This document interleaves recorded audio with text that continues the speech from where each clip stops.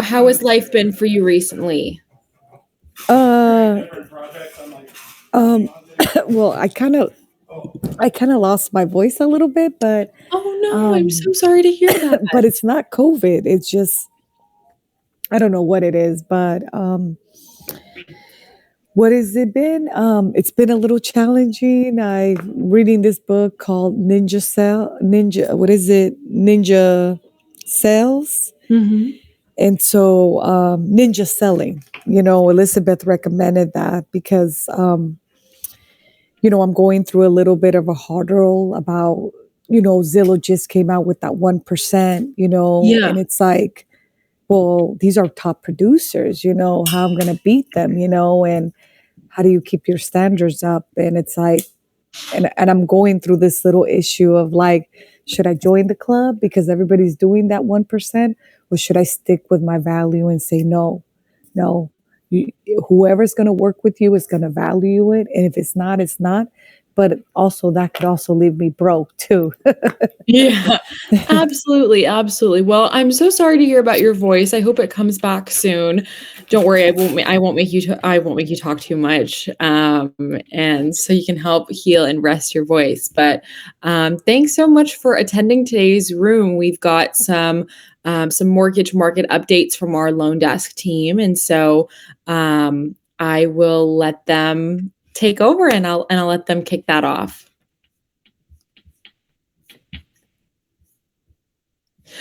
Joseph, you're actually muted right now. We cannot hear you. Sorry about that. How about now? Can you hear me? Yes, we can hear you now. Well, this is really cool. This is my first room experience. So excited to be here. Who do we have on the call? So we've got the loan desk team, we've got William, we've got Anna here, and so I'm sending out a few more invites for people, and that's okay. As long as it's one person, I love to share anything about mortgages. So just a little bit about myself. You'll learn that I live, breathe, sleep mortgages. I'm one of those few people. And how that happened is, well, that's another story. But basically, have joined a LoanDesk because I really see an opportunity to build a mortgage company that serves both the agent and the consumer, and basically to the highest level. And so there's a lot of work to be done, and we're going to be marketing and creating more rooms with all the announcements. So, but today is going to be just kind of a more informal kind of market update. A little bit about myself. I've been in the industry for 12 years. My background is in law, still a practicing attorney, though don't ask me to represent you. My last 5 years I spent building my own mortgage company, and learned a lot, both from a marketing standpoint, compliance, as well as production and origination, and had a lot of success there. In 2020, was a top 20 broker in the U.S. In 2021, I was a top 100 broker in the U.S. And during that process, I've met with, as you can imagine, hundreds, thousands of agents and their clients, and try to bring all the know-how and knowledge of all those client interaction, basically to every call, every text, everything that I do. And it's all about, really, in my opinion, understanding goals of both agent, client, and it starts with really understanding kind of what it is that we want to accomplish. So with that, let me just start on where things are right now. So there's no way to do like a poll, right, Aaliyah? At the moment, no, there is not. But okay. We just kind of survey the room right now. So again, I mentioned I'm still practicing attorney. So in law school, it's all about the Socratic method. So I see Catherine is on the call. Catherine, what did the Federal Reserve do in the last meeting, in the September meeting?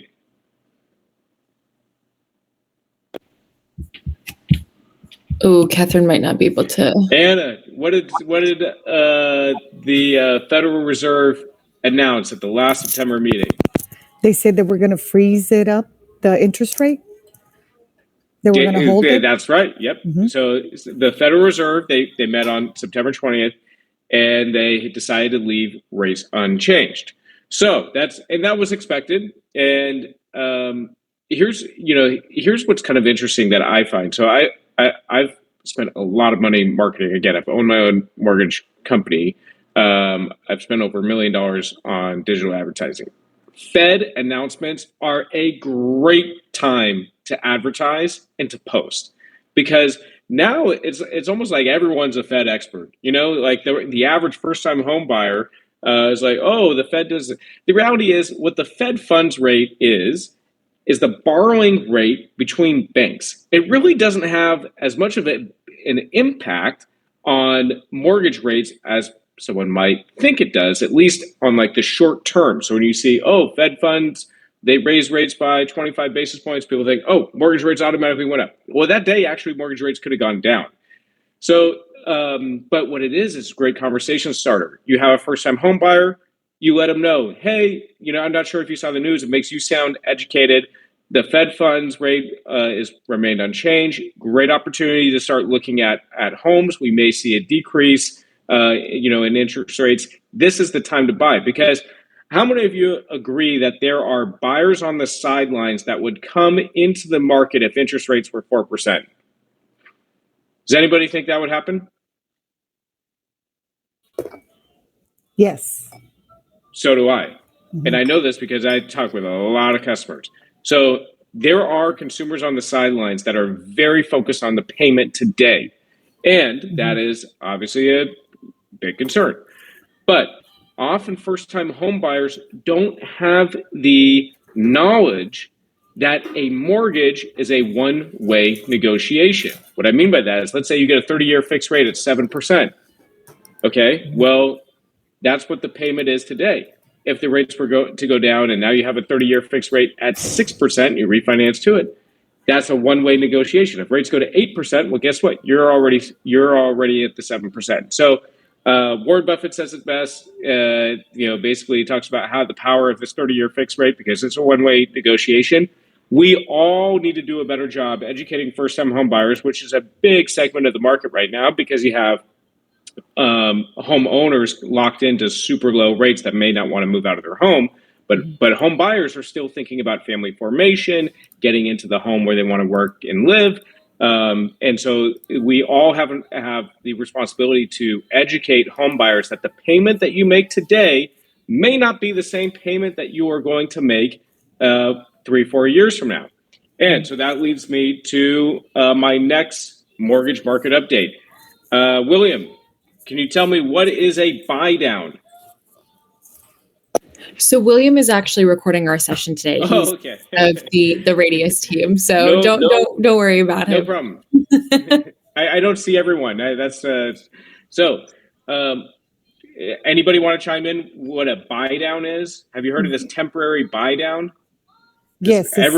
It's when the seller gives a credit and it goes by 1% of the loan. So if it's $500,000, if we want to buy down 3 to 2, 1, we would need 3%, 2%, or maybe just 1%, but whatever the value is on the loan. And usually it comes from the seller. He's the only one who's able to give us that credit. Is that correct? Well, it can also be an agent credit too. Okay. But never from the buyer. The buyer cannot. Yeah, and it doesn't really make sense for the buyer to pay for it, because essentially, like, there's no skipped interest, but it's a great, again, conversation starter for some home buyers. So we have a buy downs are whenever I post on social media, it's always a top of funnel good conversation starter. And so a part of me is giving this update, but I just know, like, hey, the name of the game is let's get as many interested buyers as possible so that we can start at least having that initial conversation, and then you should have like a nurturing approach. So that, having now done this at a very high level, I'm trying to impart any knowledge that I have. So temporary buy down, great conversation starter. You have a 2-1 buy down, 3-2-1 buy down, 1 buy down. Basically, it creates this separate like escrow account. So think about an escrow account where a borrower is depositing taxes and insurance into that escrow account. And then when it comes due, the servicer is then paying those. It's kind of like that. You create this separate escrow account where the money goes into this escrow balance, and then it's dispersed on the interest. So let's make it simple. Let's say it's a 1-year buy down. We have a 7% interest rate. And right now, average mortgage rate 7.25. So let's just use that 7.25% conforming interest rate.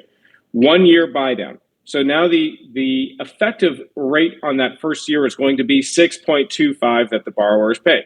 The difference in the interest payment, those 12 months of payment, gets deposited into an escrow account. So they're making the payments at what it would be at 6.25, and then the servicer is drawing from that escrow account for the remainder of the payment for that first year. Here's why I really like this program. And again, great education for first-time home buyers because they're not thinking about refinancing. First-time home buyers are so focused on rate and payment because they've never owned a home and they never have refinanced their mortgage. So what I like about this is you could take that seller credit and you could apply it into points. Let's say now the buyer's getting a 6 point, instead of a 7.25, they're getting a 6.875, and they got to pay points to get that interest rate, and they have to pay the fees to go to get that rate. So now that 6.875, that's locked, that's set, and it's diffused over those 30 years.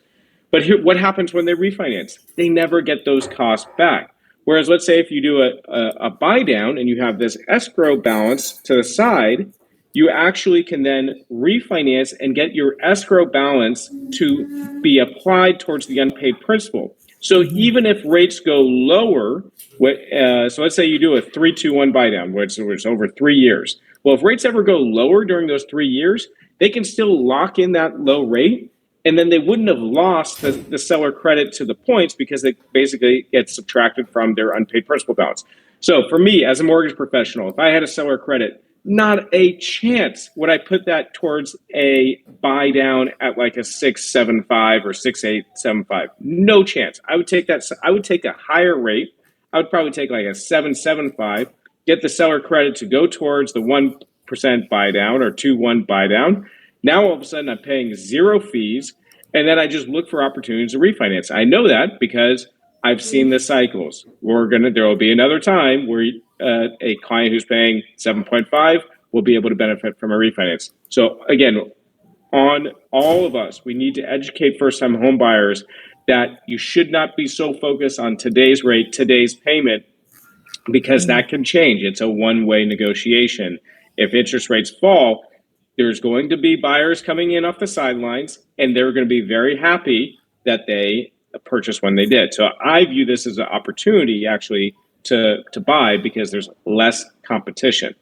All right, let's go through another mortgage update.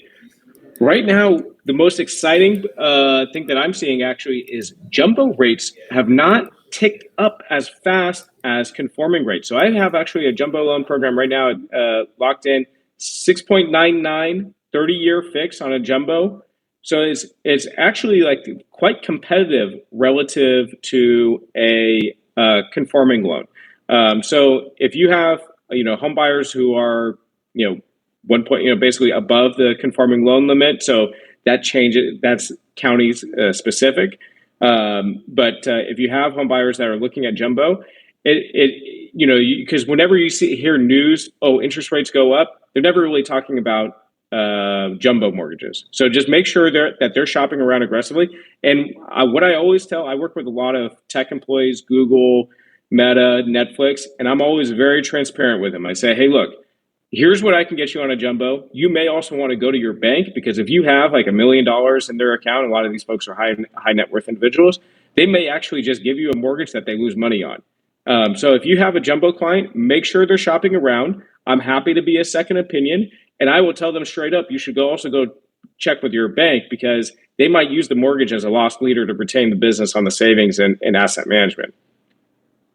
Does that make sense on a jumbo? I would actually wanted to know if you can give us a little more details on that jumbo, because I have old school clients that jumbo means recession. I'm going to lose my home. I mean, if you were able to sell it to somebody who has really bad experience on jumbo loans, like I've tried to explain to 5 people the benefit for it right now, and then we can refinance later. They're like, no. So basically, you're going to make me lose my home. And it's like, huh? Because, I don't have a lender who likes to pick up this slacks, but I'm also going through that hurdle too. But how do you sell that product from somebody who has bad experience? Yeah, so I think what you're alluding to here is a adjustable rate mortgage, one where it's like fixed for 5 years and then it adjusts. Am I understanding correctly? Um, no, it's probably more of like, how do I sell that balloon loan to not millenniums because they're almost 50, 60 year olds, when they have an experience of 15, 20 years of relatives, but they're not telling them the whole truth, remember? So I don't want to get into this whole thing why we got into the recession. It's like, come on, I'm not here to be a history teacher either. Mm-hmm. So how do I sell it in 2 minutes and go, hey, like the buy down, it always gets sold, But I'm dealing with people that tell me, hey, Anna, I live in San Mateo. I'm paying $3,000 for a luxury apartment. Tell me in what kind of crack, and they straight up say this, in what kind of crack, Anna, do you think I'm going to be smoking that you're going to transfer me to Antioch, Pittsburgh, and just because there's a jacuzzi on the back, my mortgage is going to be 5,000. When you figure that out, I would sign that contract, Anna. So I have about 7 people there that I'm here trying to go. I mean, it ends up me going, hey, you know what? Maybe I should just give you my commission now that we're there because I really don't have an answer for you, And I Yeah. know that you probably is going to say, well, what's your audience, Anna? Well, my audience are broke people, people who drive a certain kind of lifestyle. But when it comes to paper, it's like, no, I rather, pop that bottle at San Jose Santana Row this weekend for 1,500 before I give a house.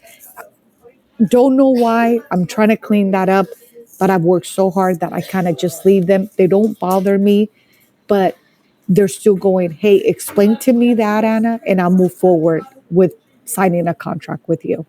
Okay. And then, let me try. I'll do my best to kind of unpack that, and I appreciate it because I think it kind of really goes to the heart of the challenges to today. So first, what you I think touched on is rent or buy, and a lot of buyers are making this calculus whether they even are aware of it or not.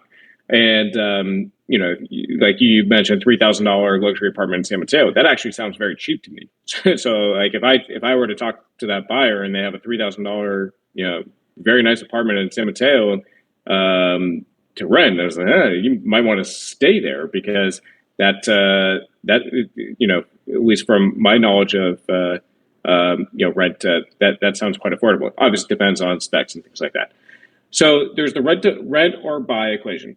Now, here's the thing about renting. I think most renters will agree that their payment will go up. So that is the drawback, really, to rent. You're tied to the landlord. You may have now if they're San Francisco and they've got rent control or Berkeley and rent control. Okay, yeah, then again, may not want to actually move from that.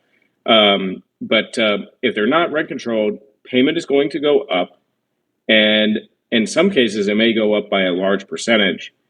And the benefit of buying a home is that while you may get like an increase in property taxes and you're going to have some maintenance, in general, actually, your payment will go down. Eventually, you'll just pay the mortgage off. That should be the goal of most homeowners is to own their home free and clear. And then your payment is like very little. It's just the taxes and insurance. So yes, you have $3,000 rent today versus $5,000 purchase. But one thing is that I always talk to a first-time home buyer when they're comparing rent versus buying is the amount of money that goes towards your principal balance is not a fee. It's not like that is like depositing money into a bank account. So let's say you have a $5,000 mortgage payment, and let's just put taxes and insurance to the side. Let's say, and again, it's amortizing. So every single month, a little bit more goes towards principal and a little bit less goes towards interest. Let's just say hypothetically, like, $1,500 of that goes towards your principal. So you have $3,500 in interest. Well, that's a $1,500 deposit into the bank. So now your payment is rent. You don't get any of that money back. So you have a $3,000 rent, $5,000 mortgage, $1,500 goes towards principal, $3,500 goes towards interest. Again, that starts flip-flopping as you start making more payments towards principal. So now that actually becomes a much fair conclusion, because most people are looking at their like monthly payment, like, oh, monthly goes in and that. But when you make a mortgage payment, you're essentially paying yourself on the principal. That's essentially depositing money into the bank. And so I think that would maybe be a starting conversation with anybody who's comparing rent payment versus a mortgage payment, is the money to principal is essentially your savings. Now, to the exotic mortgage products of the past versus where we are today, I think it really just requires, like a deeper dive into that specific person. So you mentioned like balloon. No one's doing balloon terms anymore. So a balloon term is where the entire balance of the mortgage is due on a certain date. So you get a $100,000 mortgage, you pay interest only for 3 years, and then on the 36th month, you got to pay the $100,000 due. This was very common in 2006, 2007. No one's doing balloon mortgages. I've done over 1,000 mortgages in the last 10 years. Not one of them had a balloon term. ARMs are a different story, because ARMs could actually have a benefit where you get basically a lower introductory rate fixed for a certain period, 5-7 years, and then you potentially can refinance out of that mortgage, or be subject to wherever the market is at the time. And it's a little bit of a risk reward. Many people benefit from ARMs because they are overconfident on how long they will have the mortgage. Ultimately, the average length of a homeowner is like close to 9 years. So therefore, they'll end up selling the home, or there's a change in the market, rates fall, and there's a refinance opportunity. So most people are a little overconfident. They're like, oh yeah, this is where I'm going to be 30 years on this 30-year fixed mortgage, but the data doesn't back that up. And so these products that I'm referring to, like the jumbo product, this is not exotic at all. This is as bread and butter traditional as you get. Jumbo means that the loan amount is $1 higher than the Fannie Mae and Freddie Mac loan limit. So San Francisco County, the loan limit is $1,089,300. $1,089,300. Let's say you want to apply for a loan on collateral in San Francisco, and the loan amount is $1,089,301. That loan is not eligible on a single family home. That loan is not eligible to be sold to Fannie Mae or Freddie Mac. Therefore, it's a privatized loan, right? So Fannie Mae is under a government-sponsored entity. This is why the government has such a big impact on mortgages, because they basically fund these two investors, and Ginnie Mae, which does FHA and VA. So that loan has to be sold through a private lender. Goldman Sachs, Chase, all these large banks that have low cost of capital, they're the ones who are making the market there. And so those loans are actually quite competitive. They're very traditional. In some ways, they can even be more conservative. And then you have, so jumbo loan, it's basically, when you think jumbo, it's just a higher loan amount than what Fannie and Freddie will allow. Then you have this other subset of loans called non-QM loans. Non-QM loans are loans that don't meet the underwriting criteria established by Fannie Mae, Freddie Mac. So they have this underwriting box. Think of any scenario you could possibly have. Oh, they were an independent contractor, and then they became a W-2 employee, and then they became a 1099. Well, what do you do? Everything's been established. Every possible scenario. And there's a little bit of art to it of how you interpret the rules, and a good LO can help with that. But for the most part, you just have the standard box of what is an acceptable Fannie Mae, Freddie Mac loan. Let's say a loan doesn't meet that requirement, but it's a low risk from like a lender standpoint. Well, that's what opened up these loans called non-QM loans. So a classic example we have is a bank statement loan, or actually even a more classic example is an asset depreciation loan. So let's say you have husband and wife, and they get divorced. And let's say the wife was the bread earner and the husband made zero money, but now they get divorced and the husband has a lot of money in savings account. Let's say they have like $800,000 in savings and they want to buy a $400,000 property. Well, obviously that's a good, loan to make. Like this person could be a cash buyer. But no Fannie Mae loan, that doesn't meet Fannie Mae requirements because that person that isn't meeting the ability to repay. So it creates this privatized solutions in the non-QM market. And the way I would describe it to any buyer who's like kind of fearful of it is like, these are just common sense loans. So the loans that are not common sense are the loans that are government backed. So I gave you that example of that common sense loan where somebody has a lot of assets and they want to buy a property. Well, let me give you another example. Let's say a buyer has a 580 credit score. They want to put 3.5% down.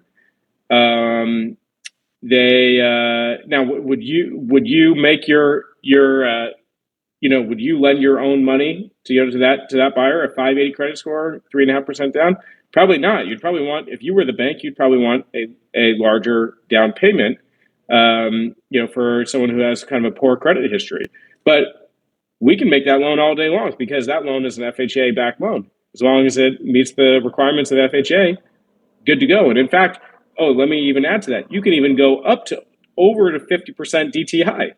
So you have a borrower who's pushing the limit on the ability to repay, putting a small down payment, and it has poor credit, and they can get a loan no problem. So it's just all about finding the right solution for the buyer.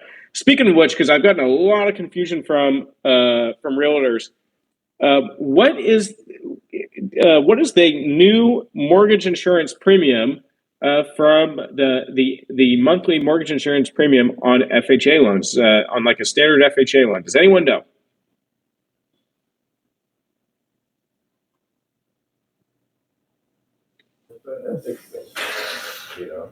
I can't misrepresent. Can't misrepresent facts. I don't know. I can't think about it. Okay, no problem. Hey, the new FHA monthly mortgage insurance, so is 0.55%. This is down from 0.85% at the beginning of the year. Huge deal.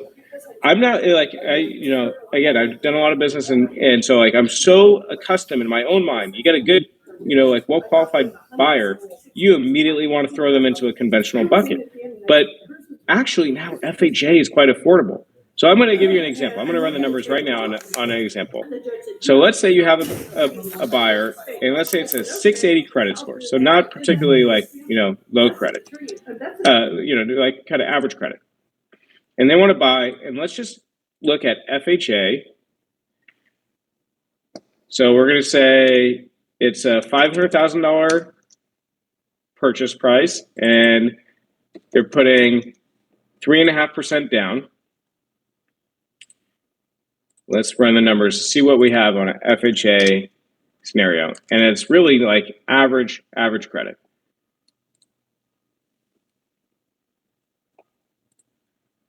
All right, anyone want to guess what the interest rate would be at par pricing, meaning there's no points, but no fees. And this is with all like LoanDesk compensation built in too. Anyone want to guess what the interest rate would be for a 680 borrower putting 3.5% down? I want to say like 6.5, but I could be way off. Well, the average rate right now is like 7.25. And so when you do an average rate, you're usually using a higher credit score borrower. Oh, so then it would be probably higher than that, right? So right now, FHA loan for a 680 credit score, you're looking at 6.99 par pricing. 6.99 par pricing. So it's kind of a little bit of a trick question because FHA rates are actually lower than conventional. But good job, Leah. I mean, you were certainly on it. Like 6.49 is with a 1 point buy down. Now the mortgage insurance, the monthly mortgage insurance on that is $220. This is the big change of FHA. Just went to 0.55 from 0.85. Big deal. Like people, like if you're not aware, like we should be posting about this left and right. So the payment on that, including the mortgage insurance, the 3483.09 is the payment. So now I want to run the same scenario conventional.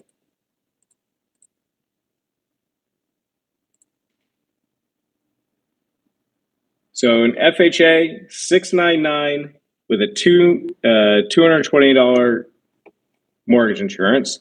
Now we're going to do a home possible, home ready.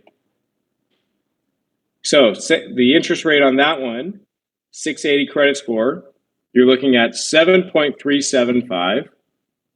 7.375. But here's the big thing. The mortgage insurance, because it's privatized, and it changes based on the credit score. So 680 is kind of a below average credit score. The mortgage insurance is $289 a month versus $220. So that borrower should be FHA all day. The monthly payment is $36.22. So that client is saving $134. I can assure you, loan officers that you're just accustomed to working with, they're going to get that client and they're so conditioned to think conventional. I'm one of those loan officers. So that's why I know. Because FHA for the longest time, it's like, hey, if you can avoid FHA, you don't do it. But now with this government mortgage insurance drop, the rates being lower, super attractive for first-time home buyers. So just something to keep in mind when you're talking to, and it doesn't have to be first time, but usually FHA is geared towards first-time home buyers. So you don't need to have perfect credit, you don't need to have a big down payment, and you're still going to get a below market rate. So use FHA in your marketing. Like, do you know? Like, you can go find this online. The government announced a drop in mortgage insurance. Like, this is a big deal. I use it all the time in marketing because, again, all about creating content that is a conversation starter. So I've talked a lot. It's 1:03. Are there any questions?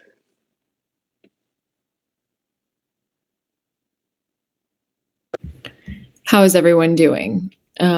Is this going to be something we're going to be doing weekly?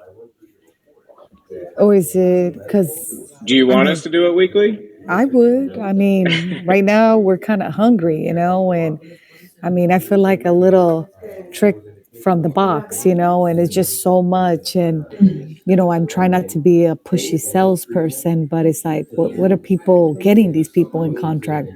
I know the 1% is really popular, but how do I go beyond that and say, hey, I could save you money long term, what you want, $5,000-$6,000 discount now? Yeah. I mean, I think including mortgages into your pitch, in my opinion, would be a value add because the differentiation on mortgages is a little bit more concrete. Like you can be like, hey, I can help you maybe get a lower rate, or I might be able to get you a drop in, a discounted mortgage insurance or whatever it might be. And that is sometimes is a little bit more clear than the real estate service. But really doing both is going to make you the most make the most powerful presentation. But a lot of the loans that I'm doing right now, first time home buyers, because like I mentioned, or investors. I work with a lot of investors too who are buying.